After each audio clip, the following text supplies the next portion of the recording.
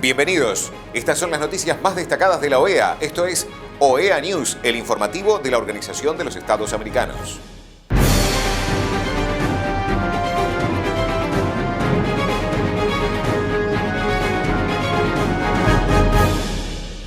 Es momento de compartir los títulos de las noticias más importantes que vamos a estar brindando a ustedes. OEA capacitó a 50 funcionarios de la OMPE en la lucha contra la desinformación electoral. Reunión, secretario general de la OEA y presidenta del CIDI. Abierto el periodo de acreditación de medios para la Asamblea General de la OEA. Evasión de sanciones y otras actividades marítimas ilícitas en América Latina y el Caribe. La Organización de los Estados Americanos capacitó a 50 funcionarios de la OMPE, Oficina Nacional de Procesos Electorales, en la lucha contra la desinformación electoral. En Lima, el 12 y 13 de junio, el DECO de la OEA organizó un taller con apoyo de Canadá y la colaboración de Chequeando y el Tribunal Supremo de Elecciones de Costa Rica. Frente a los desafíos de la desinformación, más cooperación, Piero Corbeto, jefe de la OMPE, y Cristóbal Fernández, jefe de cooperación de DECO de OEA, se reunieron en Lima para seguir impulsando acciones conjuntas en defensa de procesos electorales transparentes. El secretario general de la OEA, Albert Ramdin, se reunió con la presidenta del Consejo Interamericano para el Desarrollo Integral y representante permanente de San Vicente y las Granadinas ante la OEA, Lou Ann Galen Gilrich. Durante el encuentro, las autoridades conversaron sobre la labor que realiza la organización en materia de desarrollo y cómo garantizar que tenga un impacto real en los pueblos de las Américas. Ya está abierto el periodo de acreditación para los profesionales de los medios de comunicación que deseen realizar la cobertura de la 55ª sesión ordinaria de la Asamblea General de la Organización de los Estados Americanos, que se realizará entre el 25 y 27 de junio de 2025 en la Universidad Americana de Antigua, ubicada en la ciudad de St. John's, en Antigua y Barbuda. El proceso de acreditación se mantendrá abierto hasta el jueves 19 de junio. La Asamblea General es la máxima instancia política de la OEA y sus decisiones servirán de guía para las actividades y prioridades del organismo regional durante el próximo año sobre temas tales como la promoción de la gobernabilidad democrática, el fortalecimiento de los derechos humanos, el fomento de la seguridad hemisférica y la atención a las preocupaciones compartidas sobre seguridad, entre otros. Un proyecto de agenda y los documentos pertinentes estarán disponibles en Internet en la página de la 55ª Asamblea General de la OEA. Para consultas sobre el proceso de acreditación debe escribir al mail acreditacionprensa@oas.org y para más información puede visitar la web de la OEA. El Comité Interamericano contra el Terrorismo, CICTE, de la OEA, realizó el webinar Evasión de sanciones y otras actividades marítimas ilícitas en América Latina y el Caribe. Como amenaza a la seguridad marítima, que es lo que nos convoca el día de hoy, uno obviamente se puede enfrentar a distintos tipos de amenaza y yo lo que quería era abordar que mientras tenemos las amenazas humanas a la seguridad marítima, por supuesto tenemos de la naturaleza, y es que hoy nos vamos a enfocar a las amenazas antrópicas, es decir, las provenientes del hombre, pero también a las amenazas intencionales. ¿Para qué? Para dejar afuera todo lo que implica una amenaza a la seguridad marítima proveniente del hombre, pero producida por accidentes, por negligencia, sino más bien estamos hablando el día de hoy sobre aquellas que están vinculadas a actividades criminales y de qué manera entonces nos afectan. Y para poder identificar estos riesgos asociados a la seguridad marítima, si bien la presentación habla de amenazas y generalmente hablamos de amenazas, yo quiero ir un paso atrás y entender que la amenaza tiene sentido mencionarla, tiene sentido discutirla si es que la entendemos como parte de la teoría de los riesgos. ¿Qué es el riesgo? No es más que la probabilidad de que una amenaza se concrete, y de que esa amenaza se concrete va a depender de qué tan vulnerable es el sistema donde nos estamos moviendo. Entonces, creo que un valor agregado que quisiera yo aportar el día de hoy es que mientras generalmente se habla de las amenazas, que las voy a mencionar por cierto, se deja de lado, o al menos no siempre se aborda con el mismo nivel de esfuerzo, lo que son las vulnerabilidades, que son las que permiten que estas amenazas se concreten. Y es entonces que para poder abordar los riesgos en la seguridad marítima tendríamos que trabajar y analizar en paralelo las amenazas por un lado, pero también las vulnerabilidades. Y si nos vamos a las amenazas, una de las clasificaciones que he elaborado y que hemos compartido en distintos programas y proyectos de la OEA, del SICTA en particular, que mientras por un lado tenemos amenazas económicas, como pueden ser indirectas, como pueden ser las amenazas económicas o las sociales, que no es el momento de discutirlas en este momento, tenemos también las amenazas directas, que es en las cuales me quiero enfocar.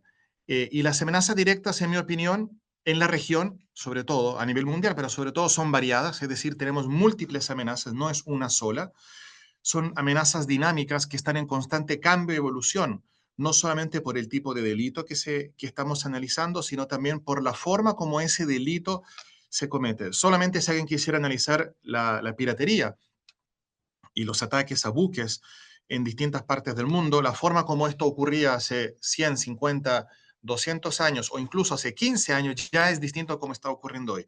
Entonces, la amenaza, evidentemente, si la analizamos como un factor dinámico, importa que la evaluemos periódicamente, lo cual implica un trabajo coordinado, que son los que precisamente los organizadores de esta actividad están. No nos podemos quedar con el análisis o el assessment que se hizo hace 5, 6, 7 años, porque esas amenazas, además de variadas, son dinámicas. Y finalmente son, en mi opinión, relativamente concentradas. ¿Qué quiere decir eso? Que aun cuando hay una concentración de amenazas que uno puede decir, mira, las amenazas en la región en su totalidad son estas 5, 6, 7, 8, mientras a lo mejor la piratería no es un fenómeno tan grave ni tan crítico en América Latina y en el Caribe como sí lo es en el Cuerno de África o en otras zonas del planeta, sí hay ciertas concentraciones, mientras la pesca ilegal en algunas subregiones del continente es más crítica que en otras, el narcotráfico, el uso de submarinos para transportar droga o el tráfico de migrantes a través de la vía marítima tiene mayor relevancia en una zona que sobre otra. Entonces hay una concentración relativa. A nivel de cuáles son esas amenazas, tenemos dos tipos. Las clásicas que uno analiza y estudia, que son las vinculadas al crimen organizado, como en la región, en nuestra opinión, el narcotráfico, el contrabando, el tráfico de armas, la extorsión, sobre todo a nivel portuario, en lo que se refiere a funcionarios de trabajadores de algunos sectores portuarios, el tráfico migrante, la trata de personas, la piratería y la contaminación cuando esta contaminación es intencional, es decir, verter insumos tóxicos al mar con un fin económico, para abaratar costos. Y mientras tenemos las amenazas directas de resultado, que son las que buscan provocar un efecto ilícito en la economía para poder ganar más dinero, tenemos las vinculadas al terrorismo, que es el terrorismo convencional, el cibernético y el nuclear, biológico, químico, radiológico. Esas son las amenazas que evidentemente no es el momento en esta presentación, solamente es una introducción, pero que cada una tiene un impacto distinto en cada uno de los países o en cada una de las zonas marítimas cercanas y en las subregiones, y lo mismo que las amenazas a nivel terrorista.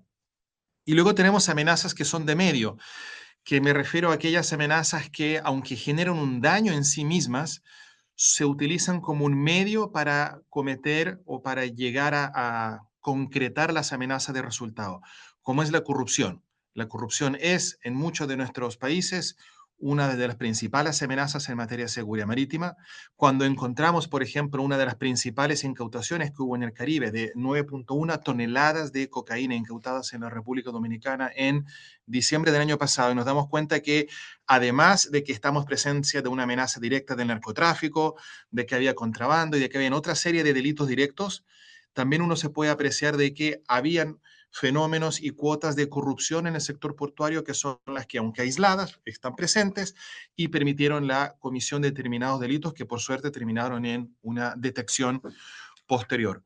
El lavado de activos es también una amenaza directa, pero considerada de medio, porque nos permite o le permite al crimen organizado poder tomar los recursos ilícitos que se produjeron a través de estos riesgos en la seguridad marítima y llevarlos y concretarlos y meterlos en la economía formal ilícita. Y finalmente, la canalización de la demanda social por medio de la violencia es una amenaza que es un medio para cometer otros delitos y que finalmente cuando se producen este tipo de revueltas o de acciones violentistas organizadas, fomentan caos y en ese caos evidentemente los ámbitos y las posibilidades de control disminuyen. Eso es a nivel de amenazas, que es la principal aproximación que uno hace cuando habla de seguridad marítima.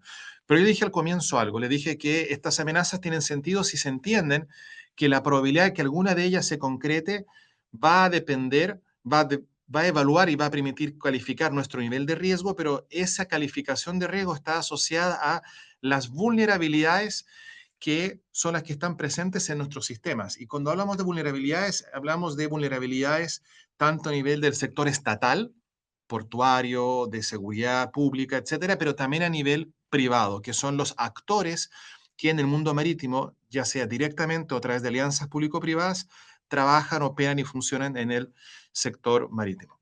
Y tenemos dos grandes grupos de vulnerabilidades. Tenemos las vulnerabilidades internas, perdón, las vulnerabilidades externas, que tampoco lo vamos a analizar el día de hoy, como son la pobreza, evidentemente, qué tan desarrollado es un país va a impactar directamente en, obviamente, la infraestructura física, la infraestructura, la forma como está estructurado el Estado, la presencia estatal en determinadas zonas del país. Y la informalidad laboral también es un factor determinante a nivel de analizar las vulnerabilidades en seguridad marítima. ¿Qué tan estructurada está nuestra fuerza laboral portuaria, nuestra fuerza laboral marítima? ¿Cuál es el nivel de controles que estamos haciendo de due diligence del personal? Hay muchos toolkits ya elaborados por distintas agencias mundiales para poder identificar tempranamente el ingreso, la presencia o la permanencia en las instalaciones portuarias o en el mundo marítimo en general de personas indeseadas, y obviamente la informalidad laboral juega un rol clave en eso, y la vulneración social. Estas han sido las noticias más relevantes de la OEA, la Organización de los Estados Americanos. Esto ha sido OEA News. Nos reencontramos en la próxima jornada.